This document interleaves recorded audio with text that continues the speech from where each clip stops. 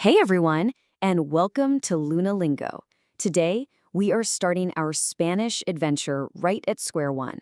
We're going to unlock the sounds and secrets of the alphabet, which is, the foundation for literally every single word you're about to learn. So, are you ready? Because that first, absolutely crucial step, it isn't about memorizing a bunch of phrases. Nope, it's about mastering the sounds.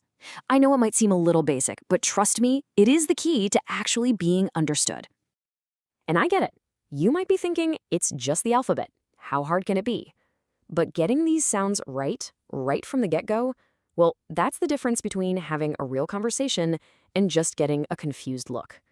Actually, I came across a story from another learner that just hits this point home perfectly. See? Just one tiny mistake with a syllable, something that comes directly from knowing your alphabet sounds, and the whole conversation just stops. That's why this stuff is so important. Mastering these basics is what lets you be understood when you're actually out there, in the real world. But hey, don't let that story stress you out. We're going to break this all down, piece by piece, letter by letter. Seriously, by the time we're done here, you are going to have all the tools you need to tackle these sounds with total confidence. All right, let's do this. First things first, let's meet the official crew, the 27 letters on the modern Spanish alphabet. So here they are, the whole gang. Now, most of these letters are going to look super familiar, right? But the real trick is learning their Spanish names. That's what you're seeing in that second column. And this is so important because that's how you actually spell words out loud.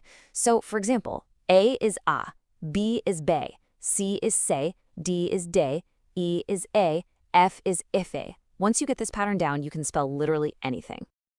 And hey, here's a little fun fact for you. If you've ever picked up an older Spanish textbook, you might have seen CH and LL listed as their own letters. Well, back in 2010, the Royal Spanish Academy officially kicked them out of the Alphabet Club. It was all about making things simpler and more consistent. You'll still see them in words all over the place, of course, but now they're just considered letter pairs, not their own special characters. Okay, next up, let's zoom in on a couple of letters that sometimes trip up English speakers. But the good news? They follow some really simple, predictable rules. Easy peasy. So the letter C is kind of like a chameleon. Its sound completely changes depending on which vowel comes after it. If it's followed by an A, O, or U, you get that hard K sound, like in color. But stick an E or an I after it, and it softens up to an S sound, like in cerebro. And now for the letter Q. This one seems tricky, but it's actually super simple once you know its 3 golden rules. Rule number 1, Q is always followed by a U, no exceptions. Rule 2, that U, it's always silent. It's just there for the ride. And rule 3, you will only ever see this QU combo in front of an E or an I.